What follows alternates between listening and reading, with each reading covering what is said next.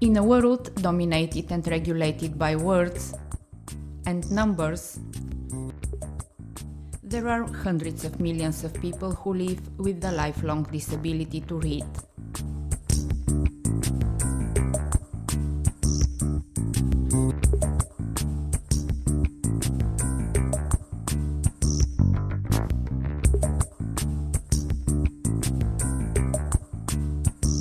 I met her in London, where I was looking for a character for my next film. Lennie runs a festival for dyslexic artists. I love it when I get these emails. It tells me that someone else has booked a ticket online. This is good. This makes me happy. Later that evening, I found a post on Twitter. A Bulgarian journalist is making a documentary about the festival. Random but true. From then on, I had an open ticket to Lennie's life.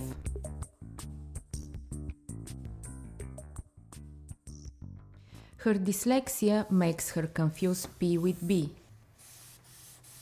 M is confused with W. Z with N. 3 with E. I think you suffer more as a child when you've got dyslexia. I think by the time you go into adulthood, you've learned how to either disguise whatever your weaknesses are or to magnify them and use them in a positive way. I can only explain it as complete frustration.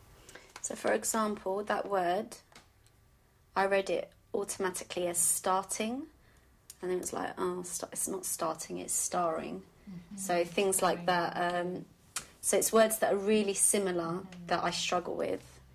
It's not that I'll look at a newspaper and I can't read it at all. What does happen is that I'll move, my eyes will move around, and I might read something and I can't remember what I've read, and it's almost like I haven't read it. Walking with Lennie along the streets of London, I suddenly noticed a jungle of signs and text.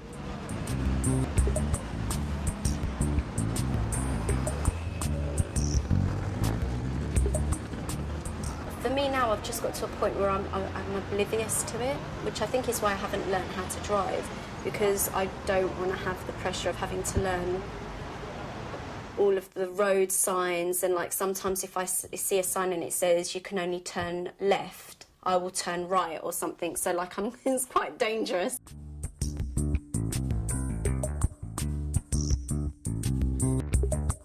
Dealing with text messages and emails is not easy either. An incorrect date and time meant we almost missed our first appointment.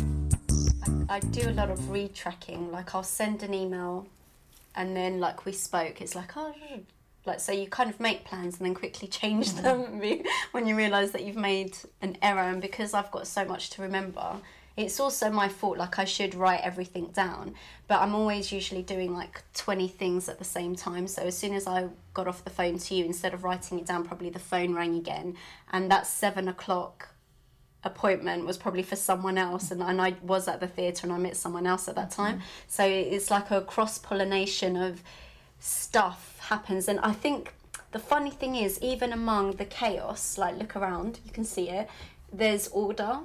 And even though we made that error, we still met up. Yeah. So, so I don't know what the system is, but it works. It's not stupid. How do you do it? I don't know. You went without me. So? Show us how you do it. I want to don't cross. know. You left. I came back. The thing about my play is that I wanted it to illustrate what imagination is, and for the audience to not really know if imagination is a positive, like if it's dangerous, like when does your imagination become dangerous?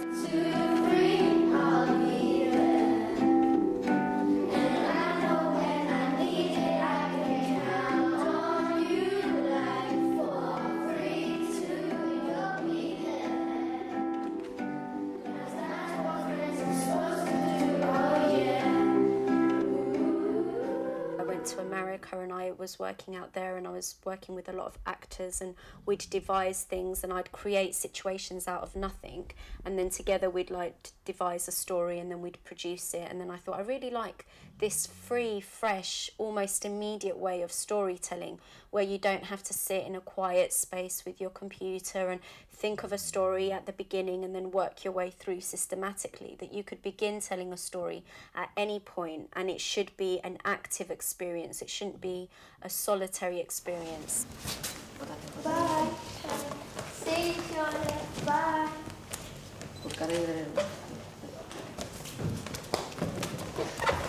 Bye, Charlotte.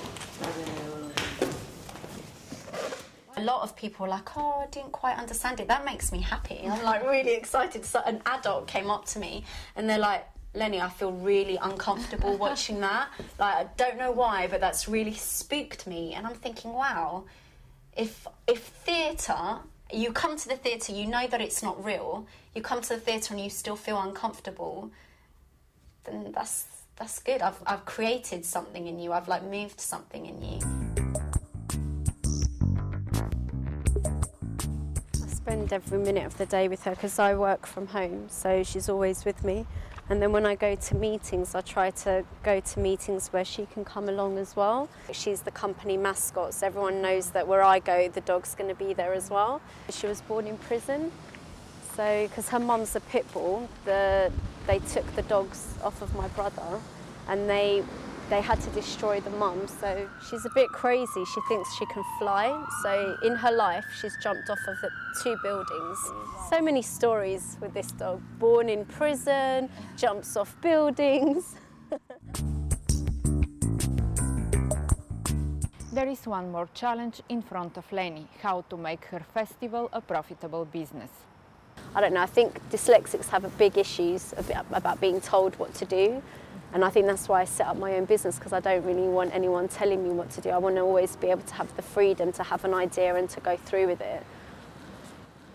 But maybe that's something I've got to learn how to deal with, you know, being able to work collaboratively and being able to share the ideas. The organisation is the hardest thing for me to cope with. I think like what the festival needs, you know what I was saying to you before about making it respected as new writing, not just respected because it's dyslexic writers. To be able to go somewhere like the Soho or one of the other bigger theatres where there is a really strong emphasis on new writing, I think it would just escalate the project to a higher level and people will respect what we're trying to do in a new way, not just because every writer's dyslexic, but because the writing is good. Developing the festival is not a simple task. We do the festival every year, and now we're in our 4th year. We've been doing it since 2007. I think that makes it 4 years. And I'm looking for a venue for next year. But I actually rang originally because I wanted someone to come down from Camden People's Theatre to come down and see what we're doing, to see if you guys would be interested in hosting the festival next year. It's quite unusual that dyslexic people want to be writers, but there is a lot of us out there that are writing really good stories. Okay, so do you think then that would be a reason why you wouldn't be interested in the festival? I think what I try to do is just constantly stay true to what my abilities are.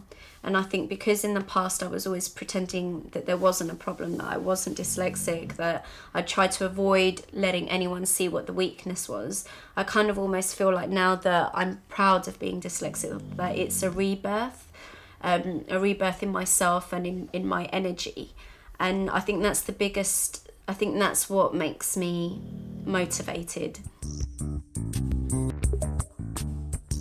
Lennie,